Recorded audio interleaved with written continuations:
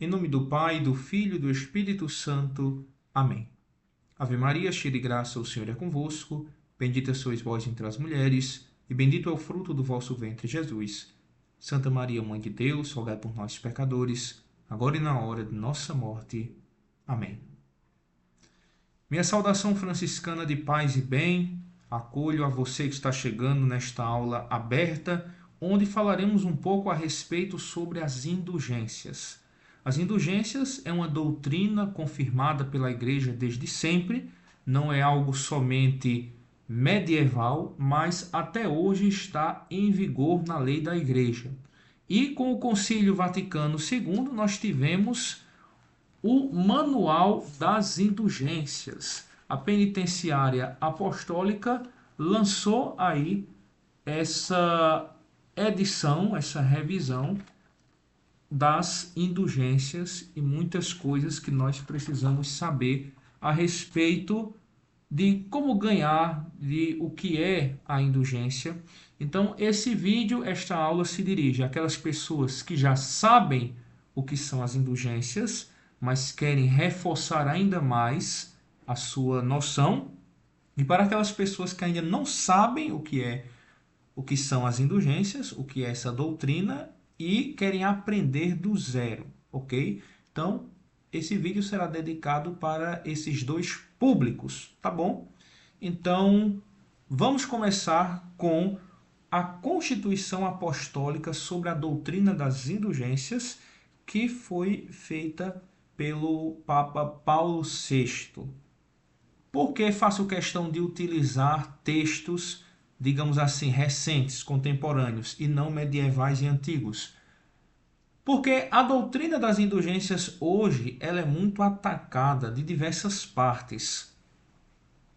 No pontificado anterior, saiu uma notícia pela mídia de que o Papa estava perdoando os pecados de todas as pessoas que fizessem tais coisas, que no caso ele tinha concedido uma indulgência plenária. Então, a desinformação ajuda para que a doutrina das indulgências seja obscurecida, seja mal informada para as pessoas.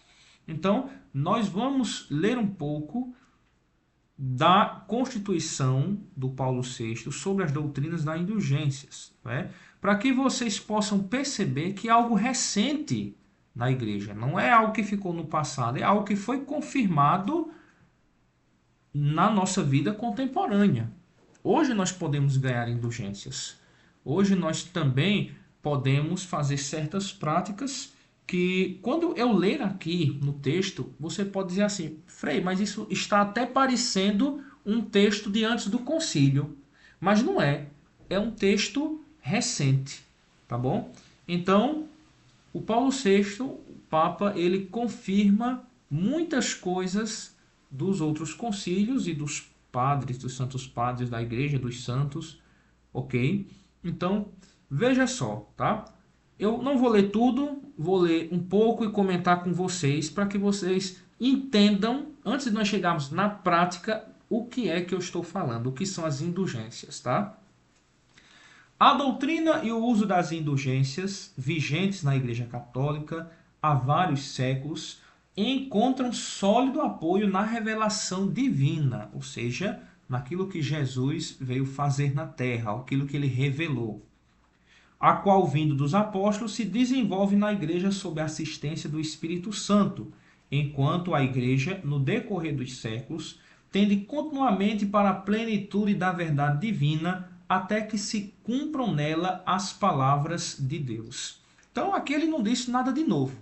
Diz que a doutrina das indulgências é profundamente evangélica, é profundamente católica, que vem sempre sendo analisada e divulgada e propagada pela Igreja, sob a assistência do Espírito Santo, ok? Então, no ponto número 2, ele diz o seguinte: assim nos ensina a revelação divina, que os pecados acarretam como consequência penas infligidas pela santidade e pela justiça divina, penas que devem ser pagas ou neste mundo, mediante os sofrimentos e dificuldades e tristezas desta vida, e sobretudo mediante a morte, ou então no século futuro pelo fogo, pelos tormentos ou penas purgatórias. Da mesma forma, achavam-se sempre os fiéis convencidos de que o caminho do mal é semeado de numerosos obstáculos, duro, espinhoso e prejudicial aos que por ele enveredam. Todo pecado, como é um ato expressamente contra Deus, um ato de rebeldia do nosso ego, uma desobediência, acarreta não somente a culpa por você ter feito aquilo, mas também uma pena, porque Deus é o nosso juiz. Ele, além de ser o nosso Pai, também é o nosso juiz. Então, quando nós cometemos um pecado, também vem essa consequência. Nós precisamos pagar a pena por aquilo. Você pode perceber isso no mundo do direito, quando alguém, sei lá, é absolvido pelo juiz, ele pode também pagar uma pena para reparar aquilo, entende? Então, é algo logicamente correto. Se eu vou para a confissão e digo, padre, eu roubei uma caneta do meu irmão, porque quis. Aqui eu estou colocando um exemplo pequeno, mas você imagina, pronto, eu roubei 10 mil reais do meu irmão, não é? Então, o padre vê que você está arrependido, você também está arrependido, e você pede o perdão, o padre dá a absolvição e você é perdoado, ok? Você não tem mais culpa daquilo. Agora tem um problema para se resolver. Você tomou o que não era seu. Então, você precisa reparar de algum modo aquela perda ao seu irmão, porque aquele dinheiro o seu irmão iria precisar, que ele tem família, ele tem que sustentar os filhos. Foi um mal que você fez. Então você tem que reparar de algum modo aquilo. Então o padre vai dizer, agora devolva o dinheiro. Você vai dizer talvez, mas eu já gastei. Então o padre vai pensar outro meio de você reparar aquela culpa, porque exige uma reparação. Da mesma forma como Deus, não é? Deus, ele tem uma majestade infinita. Então, quando nós ofendemos a Deus, os nossos pecados também contraem esta culpa infinita, mas que Jesus já pagou na cruz, porém ainda tem as penas, as consequências por aquilo. É isso o que o Papa está dizendo na Constituição, que todo pecado precisa ser reparado, né? Porque todo pecado não tem somente a culpa, mas também tem a pena. Você tem que pagar por aquilo, porque o pecado ele causa isso, ok? Então, essas penas precisam ser pagas ou aqui na terra, com os sofrimentos, com as dificuldades, com as tristezas da vida, não é? E a morte, que é o salário do pecado, ou então na vida futura, pelo fogo e pelos tormentos ou penas do purgatório. Porque isso também é encontrado na Sagrada Escritura, quando Jesus fala de prisão, que não sairá dali até pagar o último centavo. Isso é profundamente evangélico.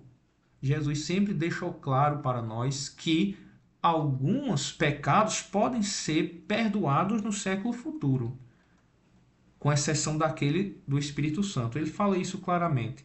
Então, é no purgatório que são expiados aqueles pecados. Então, por exemplo, você morreu em estado de graça, mas você nunca corrigiu um vício seu, uma coisa leve, uma imperfeição.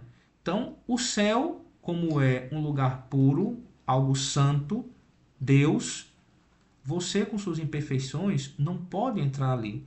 Então, você vai para o purgatório para se purificar daquelas coisas que você nesta terra ainda não conseguiu. Mas acabou o tempo, porque você morreu. Entendeu? Então, é preciso, além de nós nos purificarmos dos nossos pecados, das nossas imperfeições. Senão, elas serão purificadas na vida futura, né? Nós temos que fazer de tudo para evitar o purgatório. Também, nós não podemos ficar na mediocridade de dizer assim, eu alcançando o purgatório estou feliz. A gente luta para alcançar o céu. Se nós formos para o purgatório, graças a Deus, mas a nossa meta, o nosso objetivo deve ser sempre o céu, tá? Então, a primeira coisa que eu quero que você fique na mente é isso. É que o pecado que você comete, além de você contrair uma culpa que precisa ser perdoada na confissão, se tem a pena que você de alguma forma tem que pagar. Seja com seus sofrimentos, seja com as tristezas e aflições da vida, ou então no purgatório com essa expiação dos seus pecados pelo fogo, né? Pelo fogo purificador do purgatório. Essas penas, continuou o Papa, são impostas pelo julgamento de Deus, julgamento a um tempo justo e misericordioso, a fim de purificar as almas, defender a integridade da ordem moral e restituir à glória de Deus a sua plena majestade. Aquilo que eu estava falando para vocês.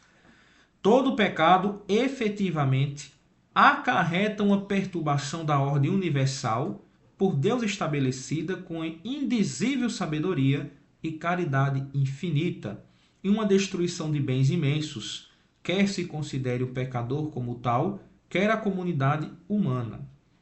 O pecado sempre tem uma repercussão além do que você imagina, ok? Não é somente seu. Por exemplo, uma pessoa que assiste pornografia, ela não está somente pecando contra o seu corpo, contra a sua alma. Além disso, ela está ajudando a fomentar mais vídeos, a financiar aquilo, entende? A ter mais visualizações, a ser mais compartilhado. Então, todo pecado, ele tem essas consequências mais gerais, entendeu? Então, é preciso que se tenha atenção a isso, tá? Que o pecado, ele faz isso nessa ordem universal. O pecado nunca deixou de aparecer claramente ao pensamento cristão, não só como uma transgressão da lei divina, mas, sobretudo, mesmo que não seja sempre de modo direto e evidente, como um desprezo ou negligência da amizade pessoal entre Deus e o homem.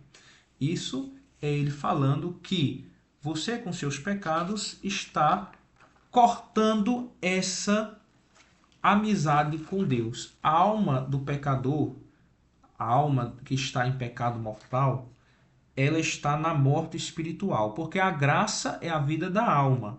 Então, o pecado mortal mata a graça na sua alma, mata a vida divina. Isso é confirmado pelos maiores teólogos da igreja, os santos.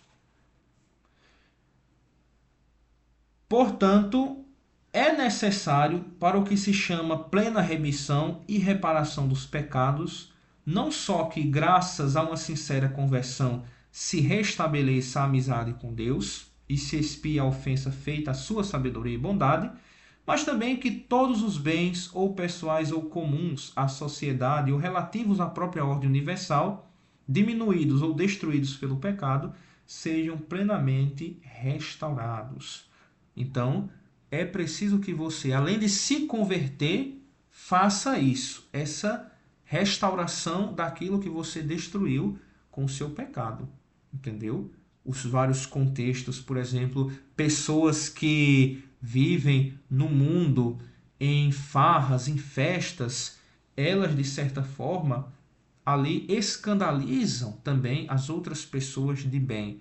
Então, você precisa, com a sua conversão, dar exemplos de reparação daquilo, tá? Então, essa reparação ocorre da seguinte forma: pela reparação voluntária, que não se dará sem sofrimento, ou pelo suportar as penas fixadas pela justíssima e santíssima sabedoria divina. E com isso, brilharão com novo resplendor no mundo inteiro a santidade e o esplendor da glória de Deus, tá? E a existência, bem como a gravidade dessas penas, fazem reconhecer a insanidade e a malícia do pecado e também as desgraçadas consequências que acarreta. Então você pode fazer uma reparação voluntária pelos sofrimentos ou penas que você recebe de Deus por causa disso, de bom grado. Então, você tem esses dois modos. Agora fica a pergunta. Tá, Frei, eu já entendi essa questão da pena, do pecado. Mas e agora? O que é que eu faço? Eu pequei a minha vida inteira, mas ia para a confissão e não sabia que eu tinha ainda que pagar a pena do meu pecado, né? Porque eu já tive a culpa perdoada. Mas e as penas? E agora? O que é que eu faço? Como é que eu faço essa reparação? Né? Bom, é aí que entra a doutrina das indulgências, tá bom? Também o Papa exorta, só antes de prosseguirmos, uma coisa: que todos os homens em seu caminhar neste mundo cometem pecados, ao menos leves, a que se chamam cotidianos, de tal forma que todos têm necessidade da misericórdia de Deus para se verem libertados das consequências penais do pecado. Por que eu disse isso? Porque tem gente que fala assim: ah, mas eu não tenho mais pecado, já me confessei todos os meus pecados mortais, eu não peco mais. Mentira, já está pecando. Todo dia você peca. Todo dia. Se fosse para se confessar todo dia, você tem o que confessar. Porque o próprio Papa Paulo VI está dizendo, olha, todos os homens em seu caminhar neste mundo cometem pecados, ao menos leves, aqui se chama cotidianos, tá? Mas eu não estou dizendo que você na confissão deve acusar também os pecados leves. É bom, mas não é uma obrigatoriedade. O que eu estou dizendo, isso aqui eu estou falando para o público de pessoas que diz que não tem mais pecado e não tem mais pena a pagar. Você tem sim penas ainda a pagar.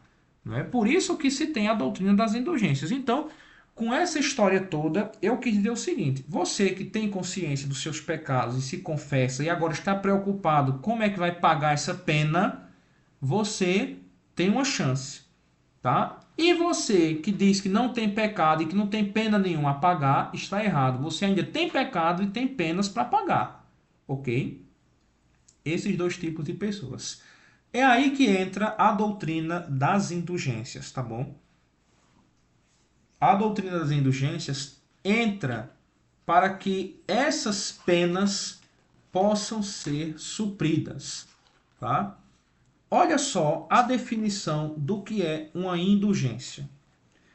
Indulgência é a remissão diante de Deus da pena temporal devida pelos pecados já perdoados quanto à culpa, que o fiel, devidamente disposto e em certas e determinadas condições, alcança por meio da Igreja, a qual, como dispensadora da redenção, distribui e aplica com autoridade o tesouro das satisfações de Cristo e dos santos. Então, a indulgência é essa remissão. É para você se livrar desta culpa que você merecia pelos seus pecados, mesmo depois que você já tenha confessado. Entendeu? Então, a indulgência é isso. E por que a igreja tem essa autoridade de tirar essa pena? Porque a igreja, quando você estuda o catecismo, você entende como um sacramental da salvação. A igreja é que é responsável por distribuir os méritos de Cristo, esse tesouro, né, de Cristo e dos santos e dos justos, tá? Isso aí é confirmado pelo Clemente VI, que São Paulo VI cita na Constituição, que diz assim: o Filho unigênito de Deus adquiriu um tesouro para a igreja militante e confiou esse tesouro a São Pedro e seus sucessores, vigários seus na terra, para o dispensarem salutarmente aos fiéis. E ao conjunto deste tesouro, como se sabe, vem a crescer-se os méritos da bem-aventurada Mãe de Deus e de todos os eleitos, do primeiro justo até o último. Então, a igreja tem essa missão de distribuir esse tesouro para as almas. É daí que vem a autoridade da igreja de oferecer as indulgências, tá bom? Então, dê graças a Deus. Agradeça a sua mãe, a mãe igreja, por fazer isso, por colocar as indulgências para que você não tenha que sofrer tanto, digamos assim, para reparar as penas dos seus pecados, tá bom? Então, a indulgência ela pode ser parcial ou plenária, conforme liberta em parte ou no todo da pena temporal devida pelos pecados. A indulgência parcial é aquela que já tira um pouco da pena, não é totalmente, ok? Antigamente você encontrava orações assim: indulgência parcial de 100 dias, ou seja, tira 100 dias de culpas. Ou então, se você morresse e fosse passar 200 dias no purgatório, 100 dias já eram cortados da sua conta, entendeu? Então temos a indulgência parcial, que o concílio, na verdade São Paulo VI, tirou, né? Não tem mais isso. Ele diz na norma que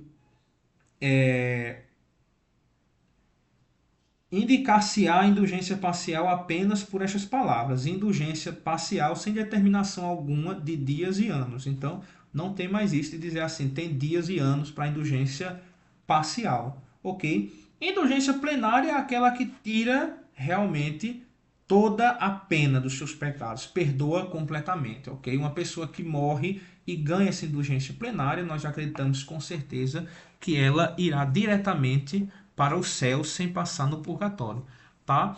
Então, as indulgências podem ser parciais ou plenárias.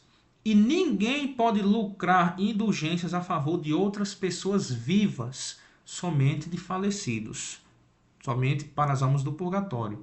Você não pode ganhar uma indulgência para seu pai ou para seu irmão que deixou naquele dia de fazer uma obra de caridade. Não pode, tá bom? Somente para pessoas falecidas, ok? E qualquer fiel pode fazer isso, ok? Oferecê-las, né? Aplicá-las aos defuntos como sufrágio, tá? Essas são algumas normas mais gerais, introdutórias. Eu vou continuar falando, tá, sobre as normas mais gerais sobre as indulgências e, por fim, colocarei 3 concessões que mais são proveitosas para nós, no nosso cotidiano, para ganharmos essas indulgências, tá? Então, como é que se pode ganhar, tá? Bom, o fiel que, ao menos com o coração contrito, faz uma obra enriquecida de indulgência parcial, com o auxílio da Igreja, alcança o perdão da pena temporal em valor correspondente ao que ele próprio já ganha com sua ação, ok? Não se tem mais divisão de indulgência pessoais, reais e locais, entende? Embora sejam atribuídas a certas coisas e lugares. Isso é como se dissesse assim, a indulgência ela é algo universal. Por exemplo, uma indulgência que antes só era concedida a um local, ou então que fosse expressamente na fórmula dizendo que era somente daquele local, agora é geral. Por exemplo, as indulgências que você ganhava somente visitando igrejas franciscanas, Paulo VI concedeu que outras igrejas também fosse estendido essa indulgência.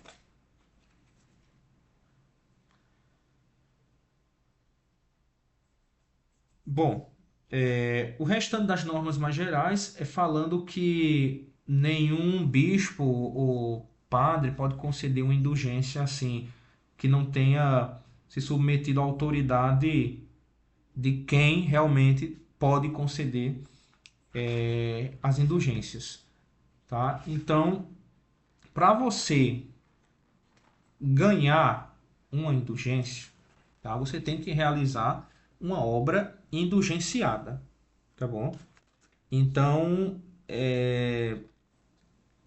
quais são essas obras? Isso você vai ter que procurar, porque são muitas. Eu não posso dizer todas aqui, tá? Porque tem muitas. Você pode rezar, por exemplo, o Santo Anjo que ganha uma indulgência parcial. Você pode rezar o Avós São José, que é indulgência parcial. Olhe, concede indulgências plenárias ao fiel que na sexta-feira da paixão e morte do Senhor toma parte piedosamente na adoração da cruz da solene ação litúrgica. Ok? Ao fiel que visitar devotamente um cemitério de antigos cristãos ou catacumba, concede-se indulgência parcial. Então tem muitas formas de ganhar indulgências. Você tem que procurar ou o manual das indulgências para dar uma olhada do que você pode fazer, ou então, quando você estiver fazendo uma oração, você verifica se aquela oração é indulgenciada.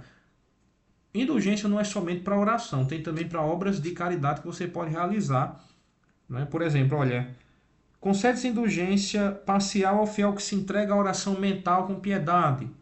Concede-se indulgência parcial ao fiel que assistir devotamente às novenas públicas que se fazem antes das solenidades do Natal, de Pentecostes e da Imaculada Conceição. Concede-se indulgência plenária ao sacerdote que em dia marcado celebra sua primeira missa diante do povo e aos fiéis que devotamente a ela assistem. Entende? Então tem muitas coisas, né? Concede-se indulgência parcial ao fiel que no dia da celebração litúrgica de qualquer santo recitar em sua honra a oração tomada do missal ou outra aprovada pela autoridade eclesiástica. Coisas que nós não conhecemos, né? Tem muitas coisas, muitas formas de você ganhar indulgências, tá? Então, bom, como é que ganha? Tá? Como é que ganha essas indulgências? Tá? Eu vou falar aqui para vocês prestem bastante atenção, ok? Bom, tá? Olha só, primeiro escuta isso. A indulgência anexa ao uso de objeto de piedade só cessa quando o mesmo objeto acaba inteiramente, ou seja, vendido. Terço, escapulário, tá bom? Então, o fiel cristão que usa objetos de piedade devidamente abençoados por qualquer sacerdote ou diácono ganha indulgência parcial, tá? Uma extensão. Agora, como é que se ganha? Ok? Veja. Para que alguém seja capaz de lucrar indulgências, deve ser batizado, não estar excomungado e encontrar-se em estado de graça, pelo menos no fim das obras prescritas. Primeira coisa. Segunda, o fiel deve também ter intenção, ao menos geral, de ganhar indulgência e cumprir as ações prescritas no tempo determinado e no modo devido, segundo o teor da concessão. Tá bom? Segunda coisa. A indulgência plenária só se pode ganhar uma vez ao dia, tá bom? E a parcial pode se ganhar muitas vezes ao dia, ok? Essa intenção que eu falei é você ter a intenção de ganhar aquela indulgência. Por exemplo, tem gente que reza o Santo Anjo todos os dias, mas não tem intenção de ganhar a indulgência anexa ao Santo Anjo. Então, pelo que se diz, você não vai receber a indulgência, porque você não tem intenção de ganhá-la, ok? Então, tem orações, principalmente orações da manhã, que já vem na fórmula dizendo que você tem intenção de ganhar todas as indulgências que no dia você pode lucrar. Então, você já amanhece o dia fazendo essa oração que se coloca a intenção, tá bom? E para se ganhar a indulgência plenária, anexa a uma igreja, um oratório, é que nele se recitem o Pai Nosso e o Credo, ok? A não ser que em caso especial se marque outra coisa. E para também ganhar a indulgência plenária, além da repulsa de todo o afeto a qualquer pecado, até venial, requerem-se a execução da obra enriquecida da indulgência e o cumprimento das 3 condições seguintes: confissão sacramental, comunhão eucarística e oração nas intenções do Sumo Pontífice. Tá bom? Com uma só confissão podem ganhar-se várias indulgências, mas com uma só comunhão e uma só oração alcança-se uma só indulgência plenária. Ok? As 3 condições podem cumprir-se em vários dias, antes ou depois da execução da obra prescrita. Convém, contudo, que tal comunhão e tal oração se pratiquem no próprio dia da obra prescrita. Se falta a devida disposição, ou se a obra prescrita e as 3 condições não se cumprem, a indulgência será só parcial. Então, para você ganhar a indulgência plenária, são essas condições que eu disse a vocês: a confissão sacramental, comunhão eucarística e oração nas intenções do Sumo Pontífice. Essas orações, o próprio manual diz no parágrafo 5º o que é. As condições de rezar nas intenções do Sumo Pontífice se cumprem ao se recitar nessas intenções um Pai Nosso e uma Ave Maria. Mas podem os fiéis acrescentar outras orações conforme sua piedade e devoção, tá bom? Então tem isso para que vocês possam fazer. E a rejeição de todo afeto ao pecado venial. Se você não tiver isso, como o manual diz, você alcançará uma indulgência apenas parcial, tá? Entendido? É simples, né? É simples, ok? Então, se não entendeu, volta o vídeo, tá bom? Escuta de novo como é que se pode ganhar essas indulgências, as condições. Eu acho que aqui eu esclareci muitas dúvidas a respeito de como ganhar indulgências, tá? Bom, agora, quais são as 3 concessões mais gerais que eu disse a você? De uma forma prática. Isso aqui é um conselho meu, tá bom? Sou eu que estou recomendando isso para vocês, tá? É de como ganhar as indulgências de uma maneira prática, tá bom? Então, o manual das indulgências coloca 3 concessões, tá bom? Então, escuta só, tá? Para que você pratique isso no seu dia a dia. Essa é a parte prática da nossa aula de hoje. Concede-se indulgência parcial ao fiel que, no cumprimento de seus deveres e na tolerância das aflições da vida, ergue o espírito a Deus com humildade, confiança, acrescentando alguma piedosa invocação, mesmo só em pensamento. Então você, que na sua vida, no seu estado de vida, enfrenta todas as dificuldades, mas com o espírito orante, você consegue ganhar indulgência, tá bom? Então, essa é uma maneira bastante prática que você tem que fazer somente essa intenção. Ou seja, viva a sua vida unida a Cristo, tá?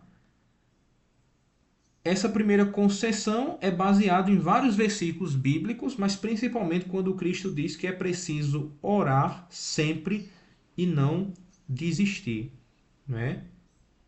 Cumprindo seus deveres, você pode alcançar essas indulgências. E é muito recomendado. Se você é uma mãe de família, se você é um pai de família, se você é um estudante, é o conselho que São Francisco de Sales diz para que você possa ter a devoção alimentada. É no seu estado de vida. A santidade é possível no seu estado de vida. Não pense que é somente reservada a padres, a religiosos. No seu estado de vida também você pode se santificar. Tá? E o Concílio Vaticano II, no decreto sobre o apostolado dos leigos, diz assim, olha: esta vida íntima de união com Cristo na Igreja alimenta-se por meios espirituais que devem ser de tal sorte utilizados pelos leigos que estes, enquanto cumprem corretamente as funções mesmas do mundo, nas condições ordinárias da vida, não separem a união com Cristo de sua vida, mas cresçam nela, enquanto realizam o próprio trabalho segundo a vontade de Deus. Nem os cuidados pela família, nem os demais assuntos seculares devem ser estranhos à espiritualidade da sua vida, segundo a expressão do apóstolo: o que quer que façais por palavra ou por ação, fazei-o em nome do Senhor Jesus Cristo, dando graças a Deus Pai por ele. Que beleza de texto, que maravilha.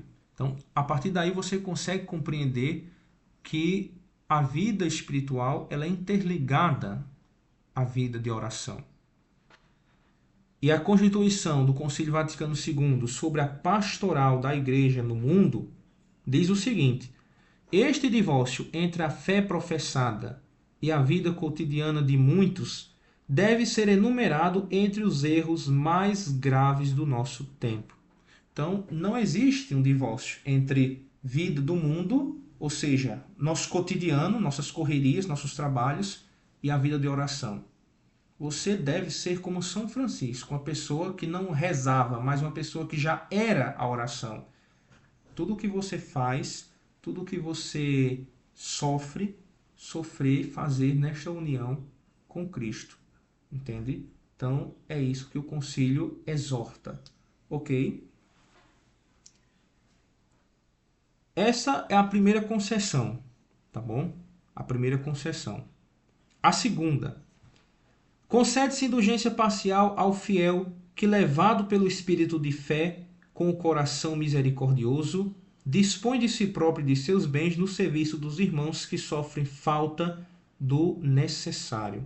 Então, você que ajuda os irmãos que sofrem o necessário, ele deixa bem claro aqui, dizendo que essas obras de caridade são as que são realizadas para o serviço dos irmãos que sofrem falta do necessário, ou seja, comida, roupa, consolação para a alma. Você também consegue lucrar indulgências com essas obras, tá bom? Tem a intenção de ganhar e de fazer essa obra de caridade para esses irmãos que estão sofrendo do necessário. E mais uma vez, o Concílio Vaticano II, no decreto sobre o apostolado dos leigos, exorta: onde quer que haja alguém que carece de comida e bebida, de roupa, casa, medicamentos, trabalho, instrução, de condições necessárias para uma vida realmente humana, que esteja atormentado pelas tribulações ou doença, que sofra exílio ou prisão, aí a caridade cristã deve procurá-lo e descobri-lo, aliviá-lo com carinhosa assistência e ajudá-lo com auxílios oportunos. Aí está a segunda concessão, tá bom? Então, tem vários versículos que fundamentam isso, ok? Do próprio Manual das Indulgências. E esse é o meu segundo conselho para você que quer ganhar indulgências, tá bom? Fazendo essas obras de caridade. E por fim, concede-se indulgência parcial ao fiel que se abstém de coisa lícita e agradável em espírito espontâneo de penitência. Terceira concessão. Isso não é Idade Média, isso não é século moderno, é contemporâneo, é Concílio Vaticano II, é a Igreja falando. Quem se abster de coisa lícita e agradável em espírito espontâneo de penitência. Pois a penitência tanto mais vale quanto mais se une à caridade, conforme as palavras de São Leão Magno. Demos à virtude o que subtraímos ao prazer. Torne-se refeição dos pobres a abstinência do que jejua. E São Lucas: se alguém quiser seguir-me, negue a si mesmo, tome a sua cruz cada dia e me siga. Por esta terceira concessão, é impelido o fiel a refrear suas más inclinações, a aprender a sujeitar o corpo e a se conformar com Cristo pobre e paciente. Ou seja, não somente as penitências obrigatórias pela Igreja, mas você, que por amor a Cristo se abstém de coisas lícitas. A penitência que aqui se refere é de coisas lícitas. A Igreja não está mandando você se abster já do que é para você se abster, do pecado. Entendeu? Por exemplo, a Igreja não está dizendo assim, olha, faça penitência, você que tem o vício de furtar, não furte. Faça a sua penitência. Não é isso. Isso você já tem que fazer. Entende? É de coisa lícita também. Entende? De coisa lícita. Por exemplo, beber suco com açúcar. É uma coisa lícita. Você pode beber suco com açúcar. Não é pecado. Entende? Mas a Igreja diz, se você fizer isso, essa penitência, você vai ser enriquecido também com indulgências. E também você vai aprender a refrear os seus instintos, os seus impulsos. Deixar de comer carne também na quarta, abstinência, é uma coisa lícita que você pode fazer uma penitência em relação a isso. Então, a Igreja exorta, não é coisas normais assim. Pecados. São de coisas lícitas. Hoje o pessoal tem uma ideia muito equivocada da penitência, porque o povo é exortado a abandonar pecados como se fosse uma penitência. Tá, você pode fazer uma penitência para abandonar o pecado, mas já é o seu dever abandonar o pecado. Entendeu? E aí, a Constituição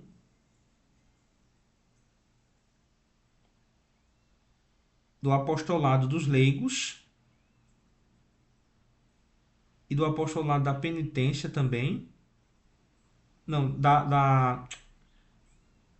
a Constituição... Agora fugiu o nome aqui. Não é a Penitenciária Apostólica, não.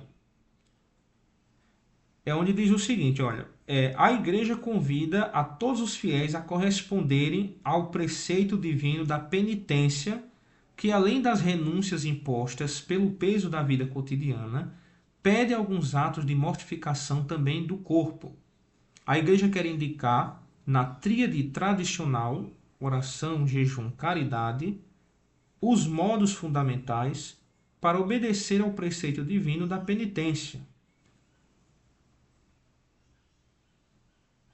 Tais modos foram comuns a todos os séculos. Todavia, no nosso tempo, motivos particulares existem pelos quais, segundo as exigências dos diversos lugares, é necessário inculcar, de preferência a outras, alguma forma especial de penitência. Então é como se dissesse assim: as disciplinas penitenciais da igreja, elas mudaram com o tempo. E pode mudar, entende? Por exemplo, o silício não é mais tão utilizado como antigamente, ou a disciplina. Mas hoje em dia tem muitas pessoas que conseguem suportar um dia inteiro, uma sexta-feira, com silício, mas não conseguem suportar sem o celular. Você não consegue passar a sexta-feira toda sem celular. Então, se diz o seguinte, que você possa adaptar essas penitências a outras, né? Dê uma preferência maior a elas do que outras que para você talvez não sirva. É por isso que tem a importância de um diretor espiritual para decidir junto com você as penitências que você deve realizar para que você acabe não se matando, né? Muitos santos tinham uma graça muito grande de ter o espírito penitente, como Santa Verônica Giuliani, que teve algumas penitências impedidas pelo seu diretor espiritual. E Deus se agradou mais pela obediência dela do que pela penitência. Então é muito importante que você tenha o seu diretor espiritual para que você não acabe exagerando nas penitências e nessas mortificações de coisas lícitas também. Não é só do ilícito não, tá bom? Mas de coisas lícitas que você queira se abster. Ok? Nossa aula está chegando ao fim. Vamos ficando por aqui. Espero que tenha contribuído um pouco para a sua formação e esclarecido a respeito do que são as indulgências, essa doutrina das indulgências, as normas práticas e essas 3 concessões mais gerais para que você possa ganhar indulgências, tá bom? Deus abençoe você, que a Virgem Santíssima possa lhe conduzir nesse caminho, ela que é a Virgem de Fátima, que apareceu e nos exortou à penitência, à conversão dos nossos pecados, nos dê esse espírito penitente para assim nós podermos caminhar numa vida santa e agradável aos olhos de Deus. Até mais e que viva Cristo Rei.